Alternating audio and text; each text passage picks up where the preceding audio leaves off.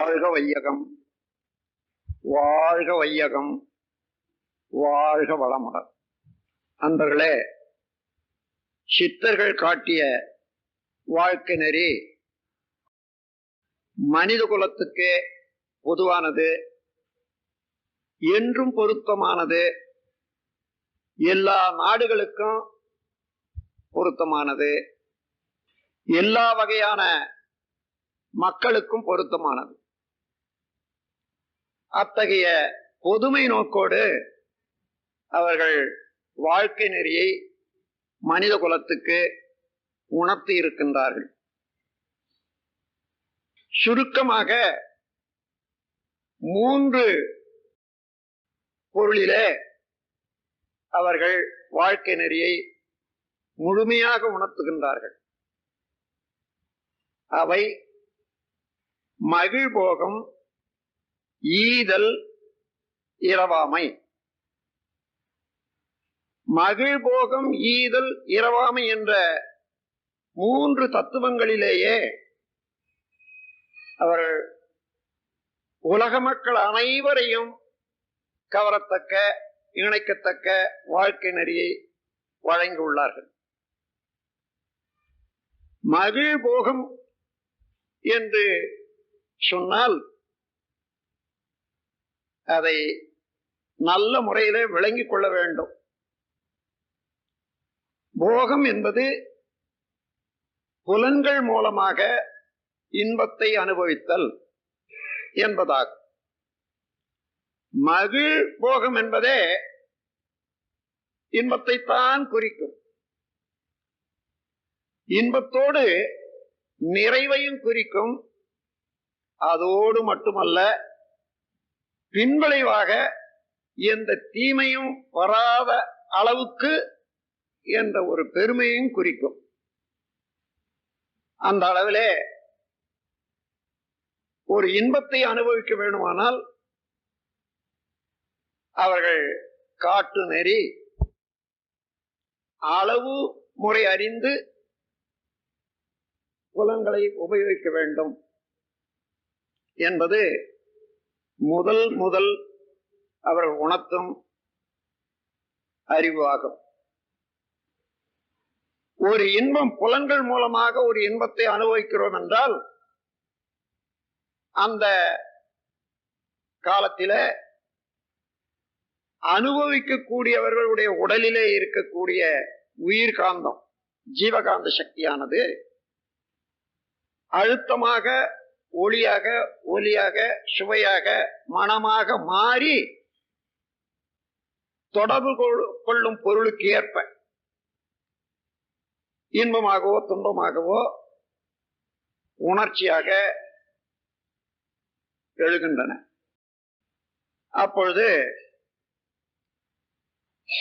உடலிலே இருக்கக்கூடிய ஜீவகாந்த சக்தி அது மாற்றம் பெறும்போது, புலன்கள் கருவிகள் மூலமாக மாற்றம் பெறும்போது அது புலன் தாங்கு அளவுக்கு இருக்க வேண்டும் என்பது முதல் கருத்து. உதாரணமாக, நம் உடலிலே ஜீவகாந்த சக்தியானது அழுத்தம், ஒளி, ஒலி, சுவை, மனம் என்ற 5ஆக மாற்றம் பெற்று செலவாகிக் கொண்டே இருக்கிறது. உடல் இயக்கம், மன இயக்கம் இரண்டுமே அதன் மூலம்தான் நடைபெறுகின்றது. அப்பொழுது அந்த ஜீவகாந்த சக்தி மாற்றம் பெறும்போது அழுத்தமாக, ஒளியாக, ஒலியாக, சுவையாக, மனமாக அந்தந்த கருவிகள் அதை மாற்றி தருகின்றது. அப்படி மாற்றும் போது அந்த கருவிகளிலே உள்ள மாலிகுலர் ஸ்ட்ரக்சர், அணு அடுக்குகள் முறையாக மாற்றம் பெறும்போது, அளவோடு மாற்றம் பெறும்போது நல்ல முறையிலே இயங்கும், இனிமையாக இருக்கும். அளவுக்கு மீறி மாற்றம் பெறும்போது அந்த கருவிகள் தாங்காது, அங்கே உள்ள அணு அடுக்குகள் சீர்கோலையும், துன்பம் உண்டாகும். உதாரணமாக மனிதனுடைய உடலிலே இந்த ஐவகையான மாற்றங்கள் ஜீவகாந்த சக்தியினால பெற்று உணர்வுகளாக இருக்கின்றது. எப்பொழுதுமே அந்த தொகுப்பான இயக்கத்துல அழுத்தம், ஒளி, ஒலி, சுவை, மனம் என்ற ஐந்தும் ஓரளவில் கழிவுகளாக வெளியேறிக்கொண்டே இருக்கும்.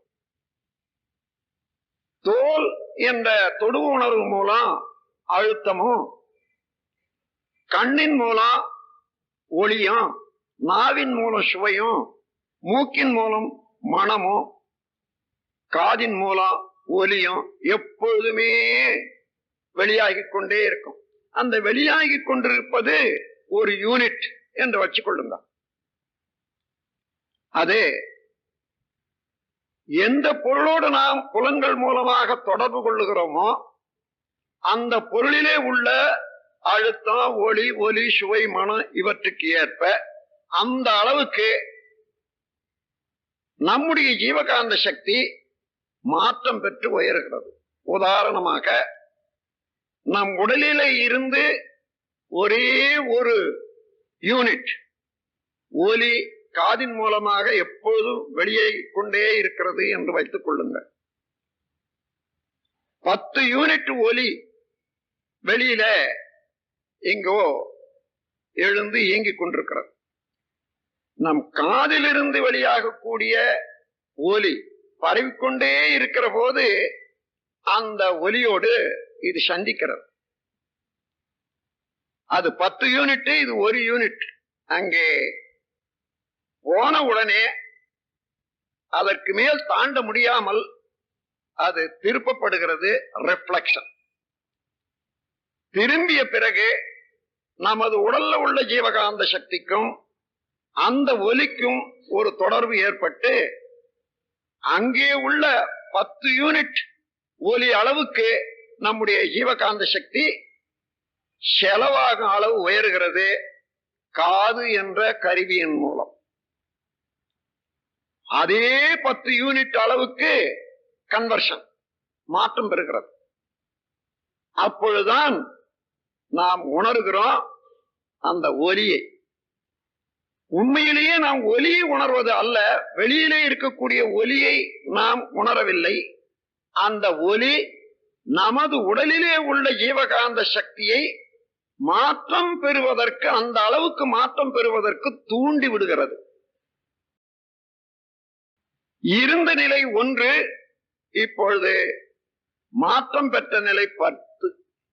1க்கும் 10க்கும் இடையே 9 யூனிட் அதிகமாயிற்றல்லவா? அதுதான் நமக்கு ஒலி உணர்வாக இருக்கிறது. நாம் வெளியிலே இருக்கக்கூடிய ஒலியை கேட்கிறோம் என்று நினைக்கிறோம். இல்லை, அந்த ஒலி நம்முடைய உள்ளொலியை ஊக்குவிக்கிறது. இருந்த நிலைக்கும் எழுச்சி பெற்ற நிலைக்கும் உள்ள வித்தியாசத்தை உணர்கிறோம். அப்ப எதை உணர்கிறோம்? நம் உடலிலே உள்ள ஜீவகாந்த சக்தி இருந்த நிலைக்கும் மாற்றம் பெற்று உயர்ந்த நிலைக்கும் உள்ள வித்தியாசத்தை உணர்கிறோம். இவ்வாறு எந்த பொருளோடு நாம் தொடர்பு கொண்டாலும் சாதாரணமாக நார்மல் என்று சொல்லக்கூடிய ஒரு யூனிட்டிலே இருந்து பார்க்கும் பொருளிலே இருக்கக்கூடிய யூனிட்டுக்கு அது உயரும் போது அந்த உயர்வுக்கு தக்க மாற்றம் நமது ஜீவகாந்த சக்தி உடலிலே இருந்து மாற்றம் பெறுகிறது அல்லவா? அவ்வ கருவிகள் மூலம் அதைத்தான் நாம் உணர்கிறோம். அதைத்தான் பெரியோர்கள், ஒரு நாய் எலும்பை கடித்துக் கொண்டிருக்கிறது, எலும்பிலே சதை இல்லாத போனாலும் அது சிறிது நேரம் கடித்த பிறகு அந்த எலும்பு வாயிலே புக்கிறது, ரத்தம் வருகிறது. ஆனால் வந்தவுடனே அந்த ரத்தத்தினுடைய சுவையே எலும்பிலே இருந்து சுவை வருகிறது என்று நம்பி மேலும் மேலும் கடித்து வாயை புண்ணாக்கி கொள்ளுகிறது. அதுபோல மனிதன் வெளியிலே இருக்கக்கூடிய பொருட்களிலே இருந்துதான் இன்பம் வருகிறது என்று எண்ணி எண்ணி மேலும் மேலும் மேலும் மேலும் தன்னுடைய உயிர் அலையை, உயிர் காந்தத்தை செலவிட்டு நொந்து போகிறான்.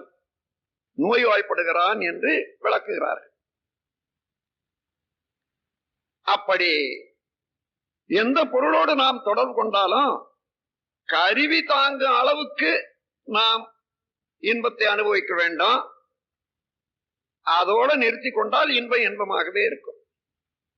கருவி தாங்காத அளவுக்கு அல்லது கருவி தாங்கும் அளவுக்கு மேலாக ஒரு இன்பத்தை நாம் தொடர்ந்து அனுபவிக்கும் போது நம்முடைய ஜீவகாந்த சக்தி அளவுக்கு மீறி செலவாகி வறட்சி ஏற்படும். அந்த வறட்சியின் காரணமாக உடல்ல உள்ள உறுப்புகளோ அல்லது மூளையினுடைய உறுப்புகளோ கருவிகளோ இவைகளெல்லாம் பழுதடையும், நோய்வாய்ப்படும், துன்பங்கள் ஏற்படும். ஆகவே இன்பம் இன்பமாகவே இருக்க வேண்டுமானால் அளவோடு இருக்க வேண்டும். அளவுக்கு மீறி எந்த இன்பம் மீறினாலும் துன்பமாக மாறும். ஆகவே மகிழ்போகம் என்ற வார்த்தையில இன்பம் இன்பமாகவே இருக்க வேண்டும் என்றால் விழிப்பு நிலை வேண்டும். அளவு முறை அறிந்து எந்த பொருளோடும் நாம் தொடர்பு கொண்டு இன்பத்தை அனுபவிக்க வேண்டும் என்றதுதான் அங்கே குறிப்பு. ஏதோ உணவு சாப்பிட்டு கொண்டிருக்கிறோம், சுவையாக இருக்கிறது. மேலும் மேலும் சாப்பிட்டு கொண்டிருக்கும் போது துன்பமே உண்டாகிறது, அந்த சுவையை ரசிக்க முடியவில்லை. உணவிலே இருந்து சுவை இருக்குமே ஆனால் மேலும் மேலும் இன்பமாகத்தானே இருக்கணும், அதிகமாக சுவைக்க சுவைக்க. அப்படி இல்லை, நாவு எரிகிறது, வேண்டாம் என்று தள்ளி விடுகிறோம். அப்பொழுது நம்முடைய உடலுக்கு பொருந்தா நிலை அல்லது தேவையற்ற நிலை என்று ஏற்படுகிறது. அப்போ உடலை பொறுத்ததே தவிர அது அந்த பொருளை பொறுத்தது அல்ல துன்பம். இந்த அளவுக்கு ஒவ்வொரு உறுப்பு இயக்கத்திலும் புலன்களை வாழ்விலே தொடர்பு கொள்ளும் நிலையிலையும் நாம் அளவு முறை கண்டு அனுபவிக்க வேண்டும் என்ற கருத்தை, அளவு முறை காண வேண்டுமானால் உடலை உணர வேண்டும், உயிரை உணர வேண்டும். உயிரிலே இருந்து எப்பொழுதும் தோன்றிக்கொண்டே இருக்கக்கூடிய ஜீவகாந்த சக்தியை உணர வேண்டும். அந்த உயிருக்குள்ளாக நிலைத்து உடல் முழுவதும் ஜீவகாந்த சக்தியின் மூலமாக பரவி புலன்கள் மூலமாக வெளியிலும் பரவி இயங்கிக் கொண்டிருக்கக்கூடிய மனதை பற்றி உணர்ந்து கொள்ள வேண்டும். இப்படி 4 பொருட்களை பற்றி உணர்ந்து கொண்ட பிறகுதான் மகிழ்போகம் என்பதன் தெளிவான விளக்கம் நாம் பெற முடிகிறது. எனவே இந்த உடலுக்கு ஒத்ததாக, உயிருக்கு ஒத்ததாக, அறிவுக்கு ஒத்ததாக, ஜீவகாந்த சக்திக்கு ஒத்ததாக எந்த இன்பமோ அமைய வேண்டாம், அனுபவிக்க வேண்டும் என்பதுதான் இந்த கருத்து. இதற்கு உணவு, உறக்கம், உழைப்பு, உடலுறவு, எண்ணம் என்ற 5 செயல்கள் நாம் தவிர்க்க முடியாத செய்துட்டு வர்றோம். இந்த 5 செயல்கள்ல உணவு, உழைப்பு, உறக்கம், உடலுறவு, எண்ணம் ஆகிய 5 செயல்கள்ல அலட்சியம் செய்யக்கூடாது, மிகையாக அனுபவிக்க கூடாது, முரணாக அனுபவிக்க கூடாது. இந்த 3 வகையிலும் தவறு செய்யாமல் இருப்போமேயானால் நாம் எந்த அனுபவமும் இன்பமாகவே இருக்கும், உடல் நலமாக இருக்கும், உயிர் வளமாக இருக்கும், மனம் அமைதியாக இருக்கும். உதாரணமாக பசி எடுக்கிறது, அது குறிப்பிட்ட காலத்தில் அந்த பசி நீக்கிக் கொள்ள வேண்டும். அதை அலட்சியம் செய்து விட்டு விட்டோமானால் உடலிலே உதிர்ந்து போகக்கூடிய செல்களுக்கு பதிலாக அந்த காலியாக இருக்கக்கூடிய இடத்துல இருந்து வரக்கூடிய இழுவை சக்தி தான் உடலிலே வந்து தாக்கும் போது பசி உணர்வாக ஆகிறது. அங்கே உணவு இல்லை ஆனால் என்ன ஆகும்? 2 வகையில துன்பம் தோன்றும். ஒன்று, உணவை சீரணிக்கிறதுக்காக அங்கே ஹைட்ரோகுளோரிக் ஆசிட் என்று உடல்ல இறப்பையில உற்பத்தி ஆகிக்கொண்டே இருக்கும். அது உணவு இல்லையானால் அந்த உறுப்பையே அழிக்கக்கூடிய எரிக்கக்கூடிய ஒரு ஆற்றல் உடையது ஹைட்ரோகுளோரிக் ஆசிட். காலத்தோட உணவு வயிற்றில செலுத்தவில்லையானால் உடல்ல உதிர்ந்து விட்ட அணுக்களுக்கு பதிலாக அது மாற்றணுக்கள் இல்லாம காரணத்தினால உடல்ல பலகீனம், வேலை செய்ய இயலாமை, சக்தியின்மை என்பதெல்லாம் ஏற்படும். அது தொடர்ந்து அதிகமாக போனால் அதுவும் ஒரு நோய். அதே போல மிகையாக உணவு உண்டா என்ன ஆகும்? அந்த உணவு தேக்கம் வரும், குடிச்சு போகும், நல்ல ரசம் பிரிக்க முடியாது, அதனால நல்ல ரத்தம் ஓட முடியாது, அதனாலேயும் கேடு உண்டாகும். முரணான உணவு என்று வைத்துக் கொள்ளுங்கள். நாம் ஏதோ ஒரு அளவுல அரிசி சாதம் சாப்பிட்டோம் அல்லது கோதுமை உபயோகப்படுத்தி வர்றோம். திடீரென்று யாரோ சொன்னார்கள் வேறு ஒரு தானியம் இருக்கிறது அல்லது இம்மாதிரியான உணவு இருக்கிறது, அதை சாப்பிட்டா உடலுக்கு நல்லது, இது விஞ்ஞான முறையில நிரூபிக்கப்பட்டது என்று சொல்றாங்க. உடனே நீங்க சாப்பிட ஆரம்பிச்சீங்கன்னா அது பொருந்தாது. இந்த உடல்ல உள்ள செல்கள் எல்லாம் ஒரு வகையான உணவை ஏற்று பழகி ரெடியாக அதையே அதிலிருந்தே சக்தி எடுக்கத்தான் பழகி இருக்கிறது. திடீரென மாற்றம் கொடுத்தமானால் அது ஏற்றுக்கொள்ளாது. அதனாலே சில துன்பங்கள் உண்டாகும். இது போன்று உணவு உழைப்பும் அப்படித்தான். அலட்சியம் செய்யக்கூடாது. அலட்சியம் செய்து உழைக்காமலே இருந்தா உடல்ல இருந்து வெளியேற வேண்டிய உதிர வேண்டிய அணுக்கள் உதிராமல் தேக்கமுற்று அதனாலேயும் நோய் உண்டாகும். உழைப்பு அதிகமாக இருந்தால் அதிக அணுக்கள் வெளியேறி அதனாலே சோர்வு உண்டாகும். முரண்பாடான வேலையாக இருந்தால், அதாவது நீங்க எழுத்து வேலையை செய்துட்டு வரீங்க, ஒரு நாளைக்கு மண்ணு தூக்கி போடுற வேலையை செய்யலான்னுட்டு போனா அது முடியாது, அது உடலுக்கு தொல்லையாக இருக்கும். அம்மாதிரி முரண்பாடாக வேலை செய்ய முடியாது. அதே போல உறக்கம், உடல் உறவு, எண்ணம், இந்த ஐந்தையும் எடுத்துக்கொள்ளுங்க. அலட்சியம் செய்தாலும் மிகையாக அனுபவித்தாலும் முரணாக அனுபவித்தாலும் உடலுக்கு துன்பம் உண்டாகும், நோய் உண்டாகும். ஆகவே இவற்றையெல்லாம் மிதமாக இருக்க வேண்டுமானால் முன்ன உள்ள அனுபவம், அவ்வப்போது ஏற்படக்கூடிய சூழ்நிலை, எதிரில் விளையக்கூடிய விளைவு, இந்த மூன்றையும் இணைத்துக் கொண்டு அவ்வப்போது சரியான முறையில திட்டமிட்டு அளவு கண்டு முறையோடு அனுபவிக்க வேண்டும். இவ்வளவையும் விளக்குவதுதான் மகிழ்போகம் என்ற வார்த்தை. அதற்கு அடுத்தது ஈதல் என்பது இரண்டாவது தத்துவம். மனிதனுக்கு இருக்கக்கூடிய ஆற்றல், அறிவாற்றலும் சரி, உடல் அமைப்பும் சரி, மற்ற உயிர்களை விட மேலான ஆற்றலாக அமைந்திருக்கிறது. ஆறாவது அறிவு என்பது இந்த பிரபஞ்சத்தில் உள்ள எல்லா பொருட்களிலேயும் அறிவு எவ்வாறு இயங்கிக் கொண்டிருக்கிறதோ அவற்றையெல்லாம் அறிந்து அவற்றோடு நல்ல முறையிலே தொடர்பு கொள்ளக்கூடிய அளவுக்கு ஒரு நுட்பமான தெளிவான அறிவு மனிதனுக்கு உண்டு. அதே போன்ற உடல்ல உள்ள கருவிகளும் எந்த வகையான உறுப்புகளையும் உபகருவிகளையும் எந்திரங்களையும் இயக்க வல்லது.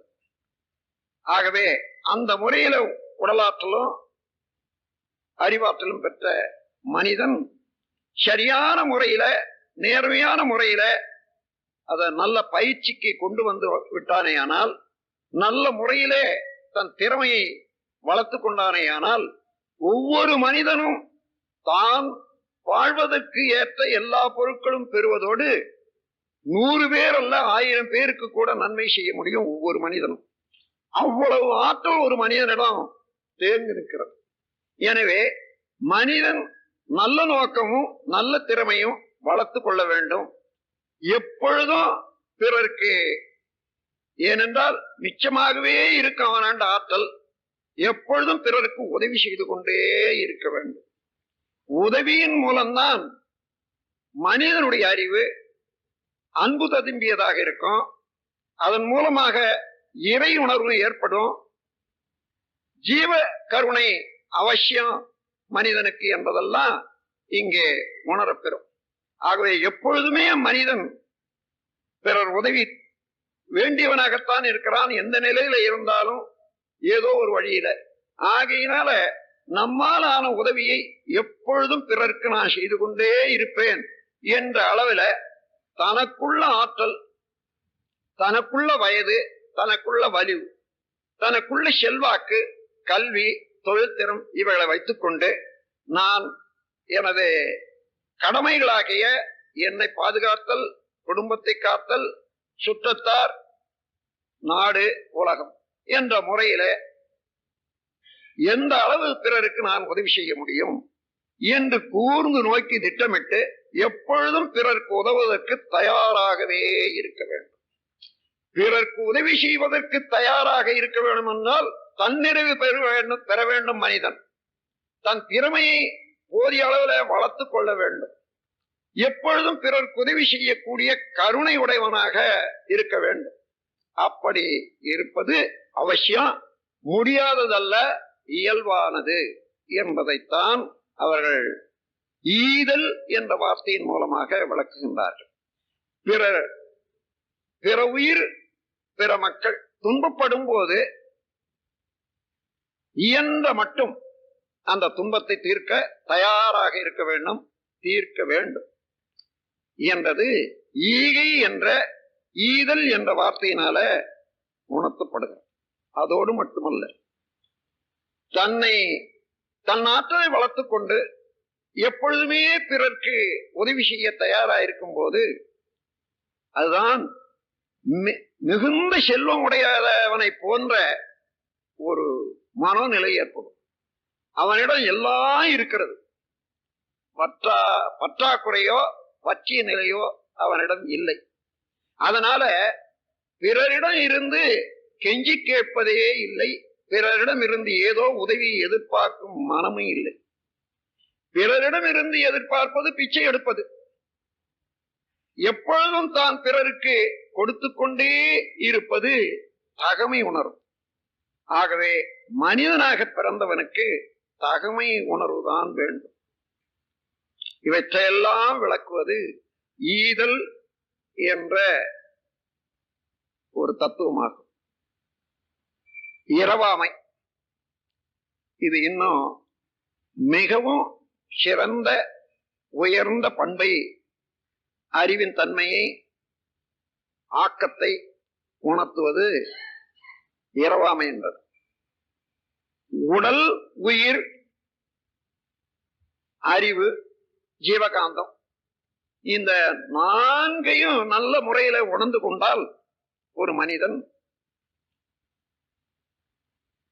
இந்த தன்மையினாலே உயிர் உடலிலே தேங்கி நிற்கிறது, தங்கி நிற்கிறது. எவ்வாறு உயிர் இருக்கிறது, அந்த உயிர் இயக்கம் நடைபெறுகிறது, அதிலே அறிவு இயக்கம் எவ்வாறு நடக்கிறது என்று தெரிந்து கொண்டால் அந்த உயிரையே அறிவால் நடத்தத்தக்க வல்லமை, தெளிவு, ஆற்றல் மனிதனுக்கு உண்டாகிவிடும். ஆகவே இந்த உடலை விட்டு உயிர் அவனுக்கு தெரியாது போய்விட்டது என்ற ஒரு எண்ணமே இருக்கக்கூடாது, அந்த நிகழ்ச்சியே நடக்கக்கூடாது. அவன் அறிவுக்கு உட்பட்டதாக இருக்க வேண்டும். உயிர் பிரிவது என்று சொன்னால் அவன் விரும்பினால் அல்லாது அந்த உடல் கீழே விழக்கூடாது. ஏனென்றால் மனிதன் ஒரு பெரிய நோக்கத்தோடு பேராற்றல் பெற்றவனாக பிறந்திருக்கிறான். அறிவை வளர்த்து முழுமை பெற்று எல்லாம் வல்ல இறைநிலை உணர்ந்து அதோடு ஒன்றி கலந்து உறவாகி இயற்கையோடு இயற்கையாக இணைந்துவிட பேராற்றல் பெற்றவன் மனிதன். அந்த நோக்கத்தை ஈடேற்றுவதற்கு இதுவரையில தெரிந்தோ தெரியாமலோ 3 விதமான ஒரு குற்றங்களை, களங்கங்களை அவன் அறிவிலே பெற்றிருக்கிறான். தன்முனைப்பு, பழிச்செயல் பதிவுகள், மயக்கம் என்ற 3. இந்த தன்முனைப்பையும் பழிச்செயல் பதிவுகள் என்ற வினைப்பதிவுகளையும் மயக்கம் என்ற ஒரு நிலையும் மாற்றி தெளிவு பெற வேண்டும். இந்த 3 களங்கங்களையும் மாற்றி தூய்மை பெற வேண்டும். அறிவை அதன் மூலமாக முழுமையாக்கி கொண்ட போது இறைவனே அறிவாக இருப்பதை அவன் உணர்ந்து கொள்வான். அந்த நிலையில அறிவை உணர்ந்து கொள்ளுகிறான், இறை நிலையை உணர்ந்து கொள்ளுகிறான், உயிரை உணர்ந்து கொள்ளுகிறான், உடலை உணர்ந்து கொள்ளுகிறான். இதற்காகவே எடுத்த பிறவி. மத்தியில உயிர் போய்விட்டது என்று சொன்னா நட்டம். பிறவி எடுத்த பயன் அடைய முடியவில்லை. ஆகவே மனிதனுக்கு இருக்கக்கூடிய ஆற்றல்ல ஒரு பேராற்றல் உயிரை உணர்ந்து, உயிர்கலையை உணர்ந்து, அதை தன் விருப்பம் போன்று நிலைநிறுத்தி கொண்டு, எப்பொழுது இந்த உடல் தேவையில்லையோ அப்பொழுது உடலை போட்டுவிட வேண்டும். தானாக மரணம் என்பது சம்பவிக்க கூடாது என்ற நிலையிலே ஜீவசமாதி என்ற ஒரு முறையை வகுத்திருக்கிறார். உயிரோடு உயிரை உடலிலேயே சோர விட்டுக் கொண்டு அறிவை மாத்திரம் அகன்று அகன்று அகன்று பேராதார பெருநிலையோடு இணைந்து விட்டு அது சுருங்காமல் பார்த்து கொள்ளக்கூடிய அந்த விரிவு நிலையே இருந்து ஒன்றி கலந்து விடுவது அறிவை. உடல் இயக்கம் தானாகவே நின்றுவிடும். உடலிலே உயிர் சோரி நிற்கும். அதை ஜீவ சமாதி என்று சொல்வார்கள். ஜீவன் உடலிலேயே சோரி விட்ட போது அது உடல் கெடாது, அழியாது. இந்த நிலையையும் அடையத்தக்கவன் மனிதன். அடைய வழி உண்டு என்றும் அந்த வழிகளை விளக்கியும் உள்ளார்கள் சித்தர்கள் யோக நெறியின் வாயிலாக. இங்கே வள்ளுவர் கூறும் ஒரு வார்த்தையை பார்க்கலாம். கூற்றம் குதித்தலும் கைகூடும் நோற்றலில் ஆற்றல் தலைப்பட்டவர்க்கு என்று கூறுகின்றார். யமனையும் வெல்லலாம் யோகத்திலே முழுமை பெற்றவர்கள் என்பது. இன்னும் ராமலிங்க பெருமானார் மற்ற சித்தர்கள் எல்லாம் கூட மரணமிலா பெருவாழ் பெறலாம் என்று எடுத்து காட்டியிருக்கின்றார். ஆகவே அந்த முறையில சித்தர்கள் எடுத்துக்காட்டிய வாழ்க்கை நெறியில மரணமிலா பெருவாழ், மரணம் என்பது தானறியாமல் வரக்கூடாது என்ற ஒரு தத்துவம். ஆகவே இந்த 3ஐயும் அடிப்படையாக கொண்டு உலகிலே மனித மக்கள் எவ்வாறு வாழ வேண்டும், பொருள்துறையில, அறிவுத்துறையில, இன்னும் விஞ்ஞான நுட்பத்திலே, தத்துவ தெளிவிலே எவ்வாறு வாழ வேண்டும் என்று முழுமையாக விளக்கி காட்டி எல்லா மக்களுக்கும் ஒத்தவாறு ஏற்றவாறு அறிவுரையும் அறவுரையும் தந்து வழிகாட்டியுள்ளவர்கள் சித்தர்கள். இந்த சித்தர்கள் வாழ்க்கை நெறி இன்று இல்லை, இன்னும் எதிர்காலத்திலே பன்னெடுங்காலம் ஆன பிறகும் கூட அது புதுமையாகவே இருக்கும். கடந்த காலமெல்லாம் அது புதுமையாகவே தான் இருந்து இருக்கின்றது. இப்பொழுதும் அந்த வாழ்க்கை நெறி பொருந்தும். ஆகவே எல்லாருக்கும், எல்லா நாட்டுக்கும், எல்லா காலத்துக்கும் பொருத்தமான வாழ்க்கை நெறி சித்தர் காட்டும் வாழ்க்கை நெறி என்று கூறி என்னுடைய உரையை முடிக்கிறேன். வாழ்க வளமுடன், வாழ்க வளம்.